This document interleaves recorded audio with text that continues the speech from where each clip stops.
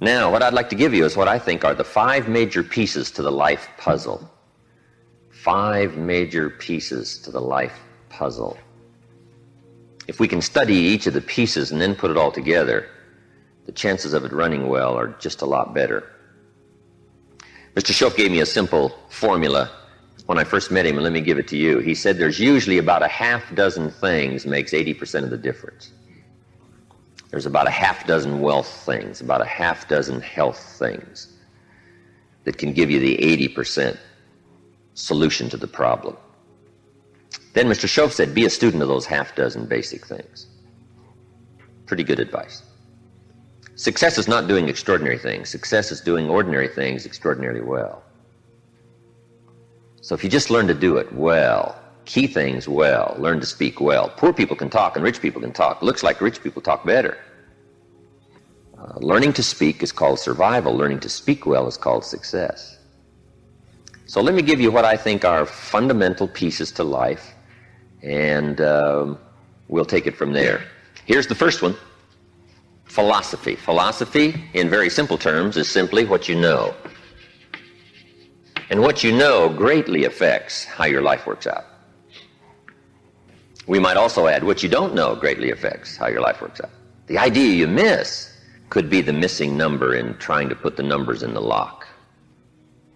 So, what you don't know will hurt you, to correct an old cliche. And to correct another one, ignorance is not bliss. Right? It's important to know. It's important to get the information. Now, we do something very important with what we know. We weigh it. That's another good word. We weigh. Weigh everything before you do it, before you buy it, before you try it. Make sure you weigh it. Everything you get ready to do, you got to decide whether it's a major or a minor, and you don't want to give minor things major time. You don't want to give something insignificant significant amounts of your energy. So we simply use the phrase, weigh before you pay. Sophisticated people learn to weigh everything. And what we all need is a good set of mental scales to weigh everything. What if you got information and your mental scales were off and insignificant things to you were significant? Wouldn't that be a major handicap the rest of your life? When you weighed something, important things weighed unimportant, we would call that a great handicap. So it's very important to weigh everything properly, and that's the reason for sermons and songs and lyrics and lectures and seminars and conversations and professors and teachers. It's one of the reasons why we converse with each other, and we debate and we think about and we ponder and we perceive and we weigh and we try to find out where the values are. Because you don't want to proceed and give big chunks of your life to something that's insignificant. Okay? So we get information, we weigh it, then we come to conclusions about values. Big question in forming your life, where are the values? What is important? What should weigh heavy on my mind and I should give it significant time and significant energy and significant money? Schoaf said to me, poor thinking habits keeps most people poor. Not poor working habits. Most people work hard, but they don't think hard. They don't use their mind to really try to perceive where the values are so that they don't waste any time. It's easy to spend big chunks of your life on insignificant things. It's one of the major pieces of the life puzzle. What you think about, knowledge, how you weigh it, the conclusions you come to, the values you've perceived, thinking. If you really want to help somebody change their life, you have to start changing their mind, change their philosophy, change how they think. Somebody says, well, just motivation, that'll do. And the answer is no, motivation won't do it. If a guy's an idiot and you motivate him, you got a motivated idiot. Right? Say, no, that's not what it takes. Now, it's very easy to make errors in judgment. Errors in judgment. I'm now teaching people, even after they're out of school, university, college, they should read at least 1 or 2 books a week. It's easy when you get out of school, right, and get a job to just sort of let that all slide, not keep up the learning process. But if you don't keep up the learning process, a lot of values become fuzzy if you don't keep trying to perceive what's important, what's not important, and then start spending major effort on minor things. So we have to keep learning. What if a guy spent his book money on donuts? Right? We would call him greatly deprived mentally. In 10 years, the guy's bought 2 tons of donuts and only 2 books, right? Mostly with pictures, right? And he wonders why his life isn't working well. Reason: after he got out of school, he didn't keep up the flow of ideas that can help to refine your business and help to refine your decisions and help you come to better conclusions. You've got to keep up the learning curve, even after you're out of school, to make sure that you're not making errors in judgment. The reason why most people wind up average at age 40 instead of rich is simply an error in judgment about what to do with your money. What would you suggest a 15-year-old start as a plan to do with their money so that by 40 they're rich instead of average? You've got to have a good plan, right? If you start making errors early with your money, those errors can make your life mediocre instead of rich. You wind up with pennies instead of fortune. And you wind up with crumbs instead of a feast, simply because early you made errors on what to do with your money. The guy says, well, it's only $10. So what does it matter what I do with it? And the answer is, that's when it really matters, is when you don't have much.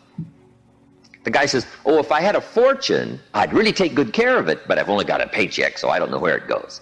We call those great errors in judgment. It's so important to make sure you've got a good plan when the amounts are small. But it's easy to make errors. It's easy not to know. It's easy to miscalculate. And if you miscalculate, some things keep adding and adding and adding. I got a good phrase for you. Life is accumulative. Good phrase to know. Life is accumulative. Our errors either accumulate into what we don't get, or our wise decisions accumulate into what we do get. Now, the key is to correct the errors as early as possible. Fortunately, Mr. Schoaf caught me at age 25, started asking me major questions. At age 25, he said, Mr. Rohn, how long have you been working? And I said, I've been working 6 years. I started working when I was 19. He said, well, 6 years. How much money have you saved and invested in the last 6 years? I said, not any. He said, who sold you on that plan? Wow, 6 years is enough time now to check and see if you've got a good financial philosophy. And the time to catch the errors is early. So Mr. Schoaf started asking me those tough questions at age 25. How about your money? How about your resources? How about your investments? And you say, well, I've got plenty of time to worry about that and be concerned about that later. And the answer is probably not. Now's the time to fix it. Wherever you hear the good information, that's the time to start fixing it. So we're teaching kids now a good wealth philosophy. Starting at age 15 will make you wealthy by age 40. 45 at the latest if you're a little slow. Start doing wise things with your resources. When would you suggest people should do wise things with their resources? Answer: as soon as they get the better information. Now, you can't do what you don't know, but the key is to keep learning so that good ideas keep occurring to you. Now you can do more wise things. Okay? But philosophy is where it all begins, what you know. Now, to know wise things, you simply have to study, as you're doing. Keep up the reading, keep up the conversations, keep up the listening to lectures, keep going through the information, keep stashing it away, taking the notes, right? There's no better way to adjust your philosophy than to have a continual flow of ideas. But that's the first piece of the life puzzle, philosophy. Now, here's number 2. Philosophy determines attitude. Attitude is simply how you feel. First, what you know sets the sail of your life. Now, how you feel starts taking you there. Attitude. Now, there's all kinds of ways to feel, right? You can feel good or you can feel bad.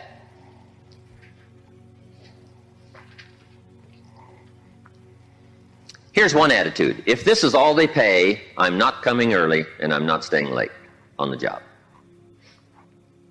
That's an attitude, right? If this is all they pay, I don't come early and I don't stay late.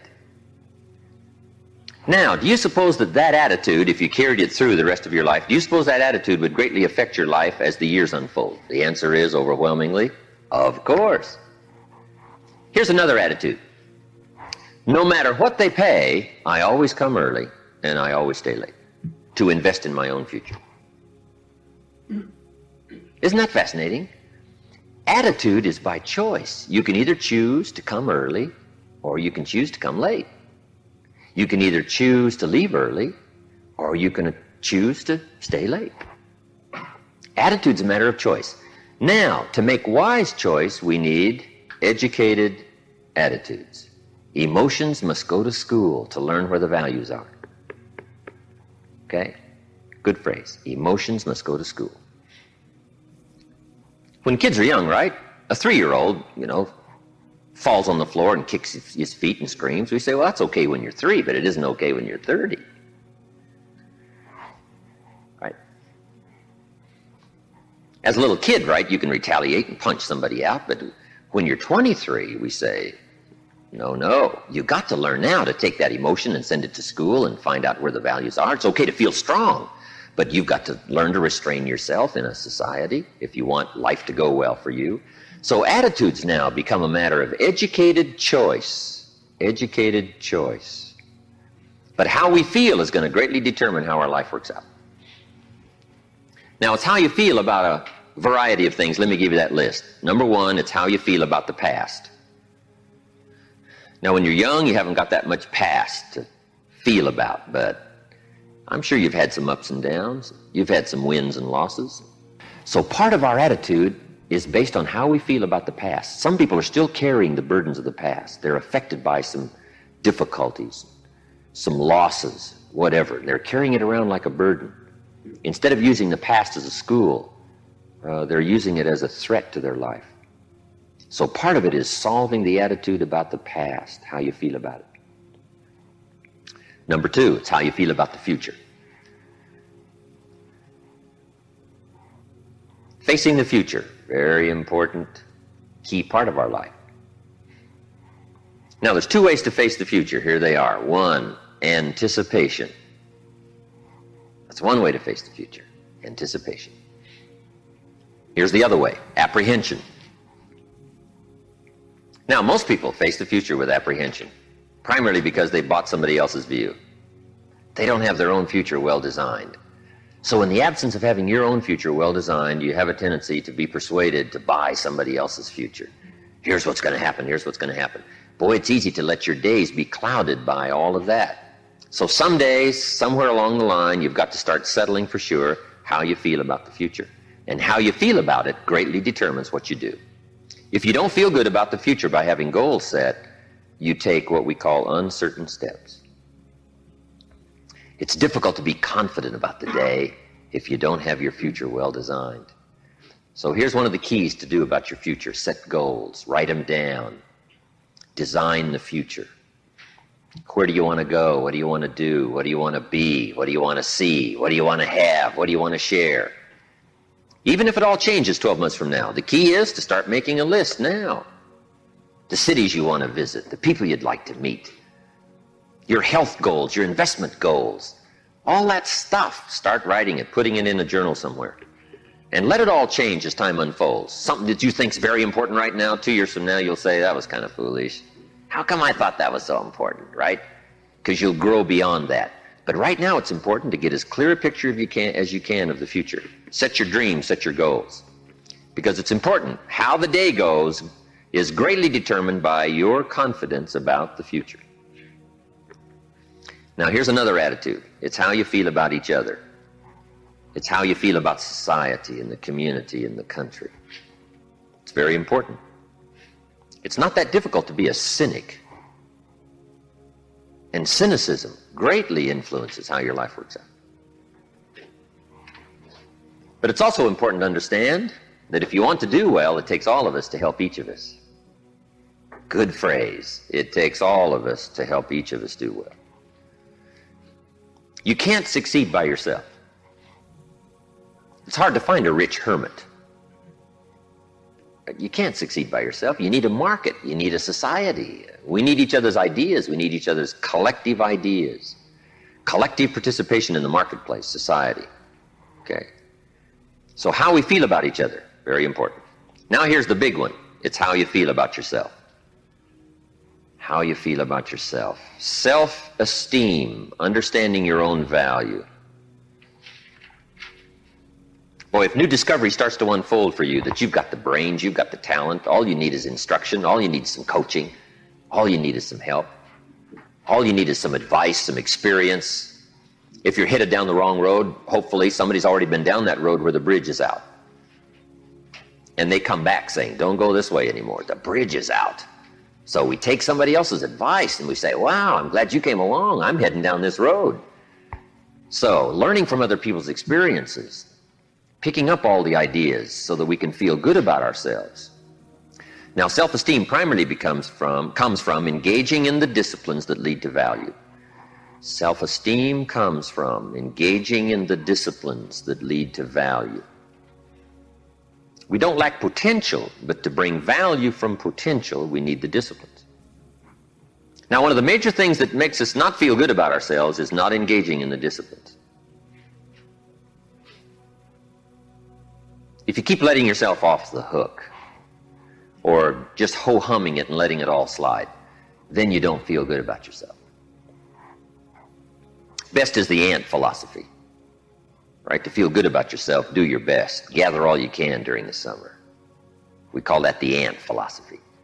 Ants don't settle for half. They go for all. All you possibly can. Do the best you can. It's the greatest lift of self-esteem is doing the best you can. Okay? So attitude plays such an important part in the 5 pieces of the life puzzle.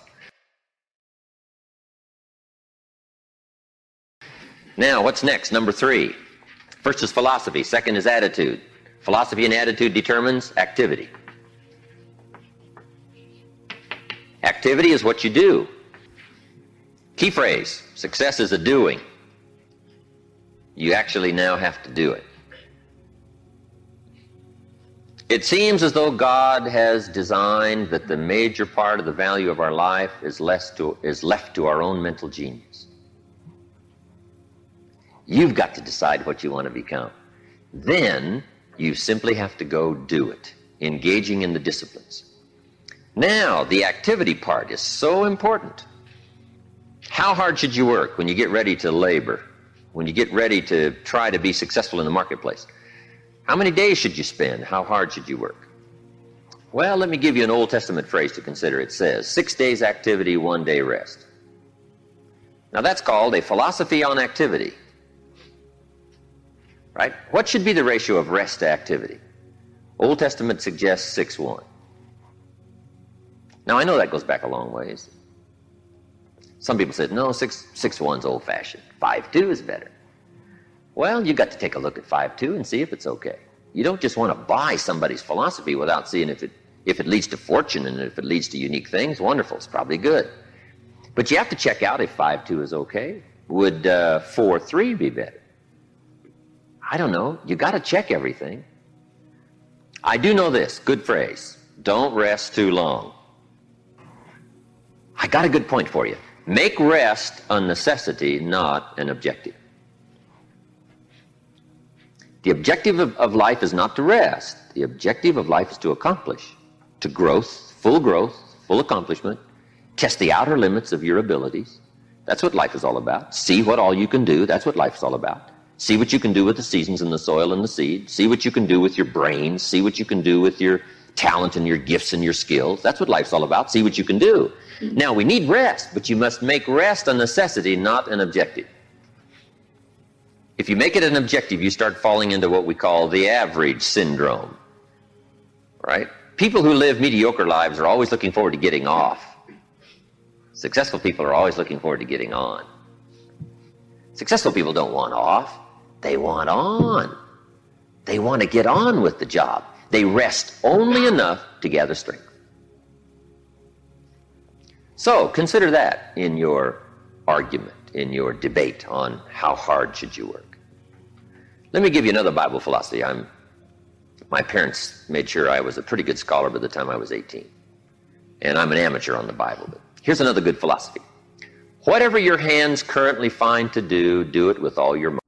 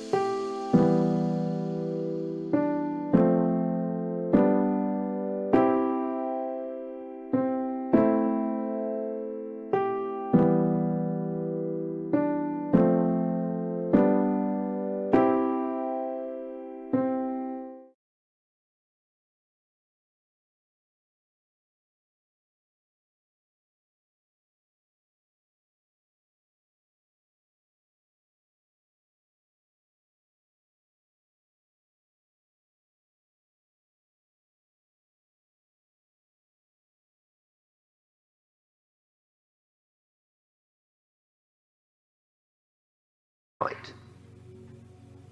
Whatever you're doing, do it with all your might.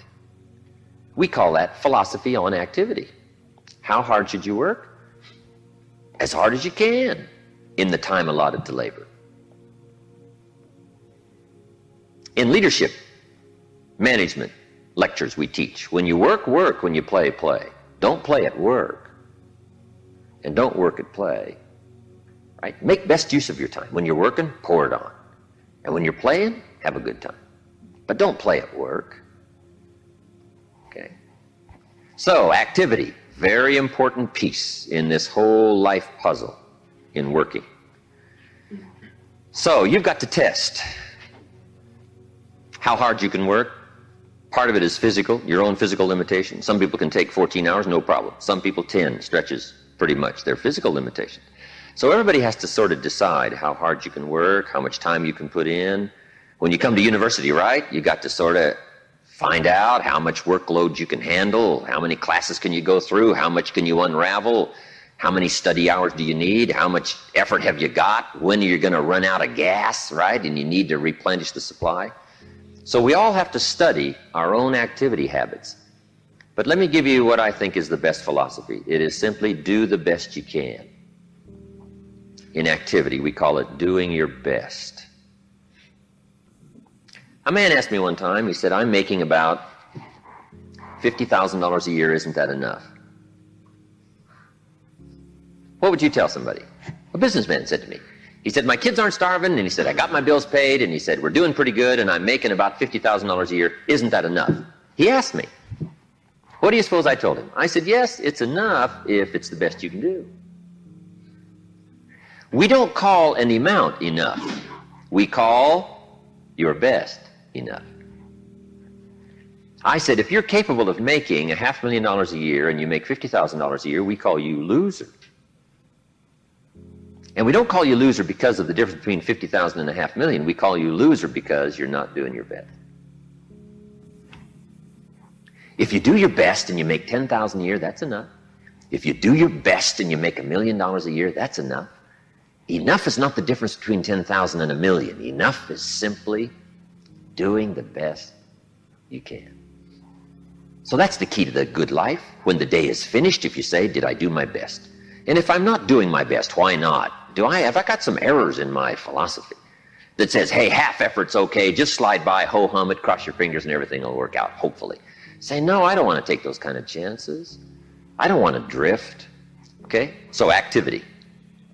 Just put a big question mark on activity and say, here's a major piece of life to keep checking.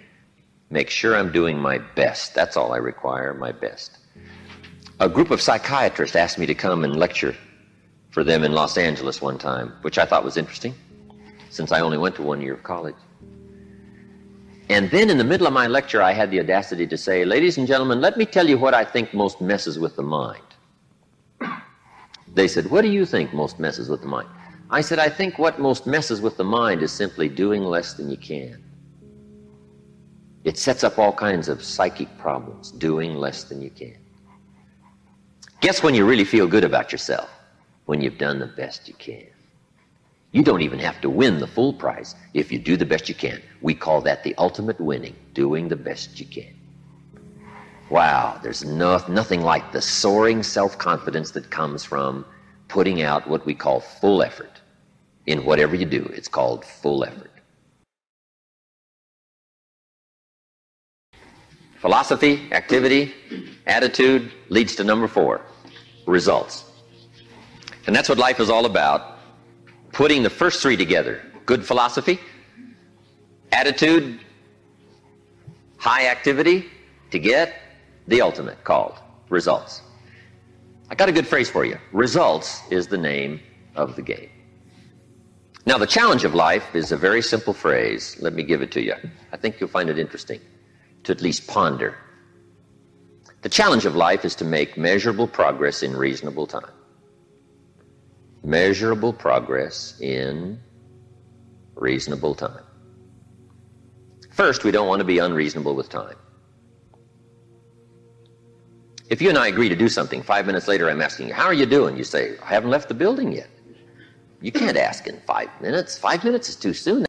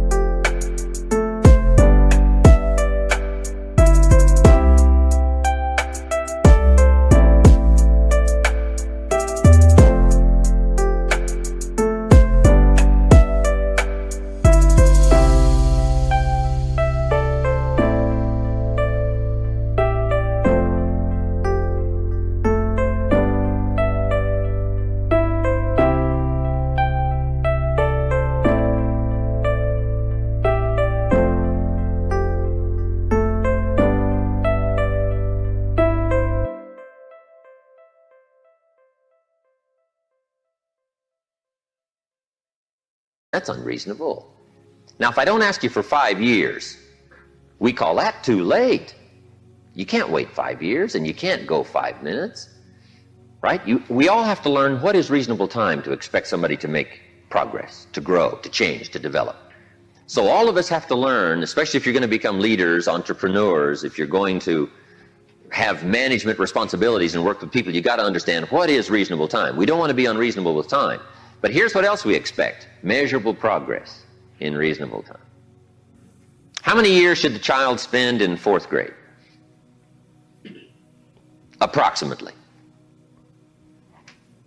About 1. You say, well, if they're nice kids, would you give them 3 or 4? You say, no, you can't spend 4 years in 4th grade. It's unacceptable.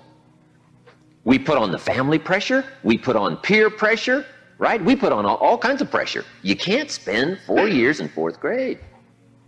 Now, wouldn't that be interesting if we applied the same kind of social pressure all of our lives? What would be acceptable to society for wise investments to have been made by age 30 so that you can really properly take care of yourself and your family? Somehow we've missed those standards, right? Shouldn't it be popular to be wealthy by age 40? And shouldn't we look at somebody who by age 45 is not at least financially independent, saying, where have you been? Tibet? Or Bangladesh you probably have spent. You mean you've been here all this time? Right? Shouldn't we make it a bit unacceptable not to be well off in what we call reasonable time? But what if a guy spent his potential fortune on non-essentials from age 15 to age 45? Shouldn't we call that unacceptable? Shouldn't teenagers ask their parents, how come we're not rich? We live in a rich country. This is America. Aren't those good questions? How about the wisdom of a good plan versus a poor plan? What if a man was a farmer and he ate his seed corn? Instead of planting it, he ate it. Wouldn't we make arrangements to go get his children? And say, the kids aren't safe. The man's insane. He eats his seed corn. He doesn't plant it. Wow. I just offer that as kind of an interesting question. If we make such pressure demands for 4th grade, why shouldn't we make those same pressure demands for the rest of life? Interesting question, right? Good debatable question. Now, part of it is society eases back on us as far as ongoing demand of results. But here's what I'd ask you to do. Make the demands on yourself. I'm asking you not to let yourself off the hook. Society will let you get by with far less than you want to be. When you get out of university, how many books will the community demand that you read every month? Approximately.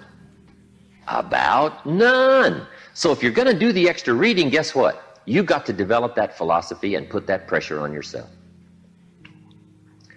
But what I'm asking you to do is take a good look at results. Now, another reason why we look at results at age 25, results at age 30 on a wide variety of things: health and wealth and culture and sophistication and lifestyle and uniqueness. We keep checking all those results. Here's why. To see if there's any errors in activity. Guess how easy it is to make errors in activity? It's easy. We teach in our leadership series, don't mistake movement for achievement. Boy, sometimes it's easy to be faked out by being busy. Guy's busy 10 hours a day, but he's going in figure eights. The guy's not making progress. He's stalled, but he's busy. And he thinks being busy is going to do it. Say, no, you got to be busy doing the right things. So maybe you need activity fixed. Maybe you need attitude fixed. Who knows? The guy who says, since they don't pay well, I come late and leave early. We say, John, that's going to affect you all your life. And you've probably got the results to show it. Or maybe we need a correction of philosophy. That's why we check results. Now, here's the last piece in the life puzzle. It's called lifestyle. Lifestyle is simply how you choose to live.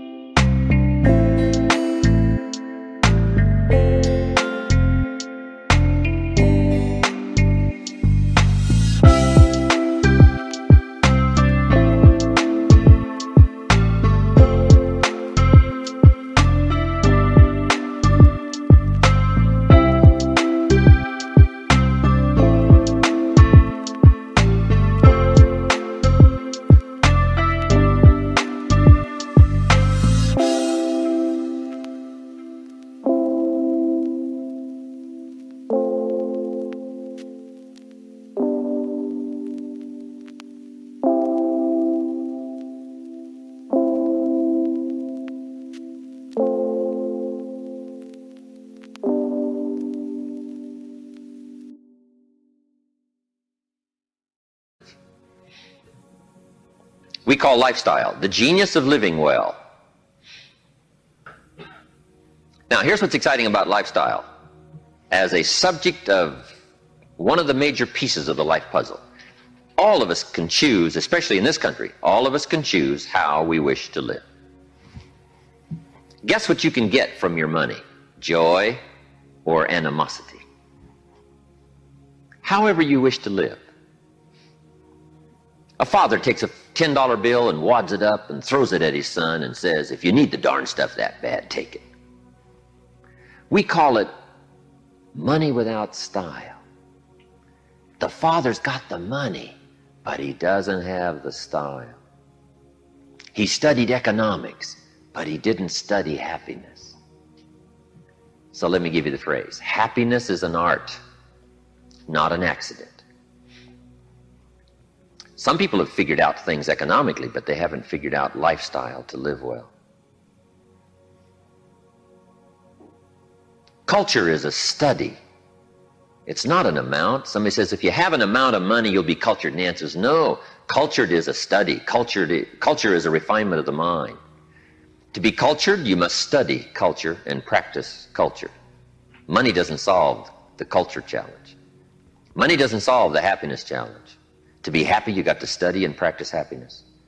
And Mr. Shove taught me all the simple ways to get joy from substance.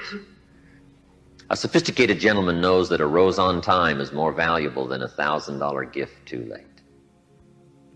It's not the amount that counts, it's the genius that counts. It's the ideas that count. So here's what I'm challenging you to do. How to be happy with what you've got while you pursue what you want. And I'll give you time to make a note of that phrase because I think it's so important to wrap it up. How to be happy with what you've got while you pursue what you want. So I would challenge you in the last piece of the life puzzle, find ways to live uniquely. Now, if you look at your life on all these 5 pieces, this is why I'm asking you to just go back through and review these notes. How am I doing on philosophy? Are there some things I don't know? Am I making some errors in judgment that's going to bring me to no good end, right? 3 years from now, 5 years from now. Key phrase, 10 years from now, you will arrive. The question is, where? Good question, where? And the follow-up is, now's the time to fix the next 10 years. Now's the time to fix the next 10 years. And hopefully, with the discussion of these 5 subjects, we've given you some viewpoints, at least from my experience. And hopefully I've done a little coaching here today, and you can take these subjects and debate them and talk about them and think about them, and they'll help you with life in the future.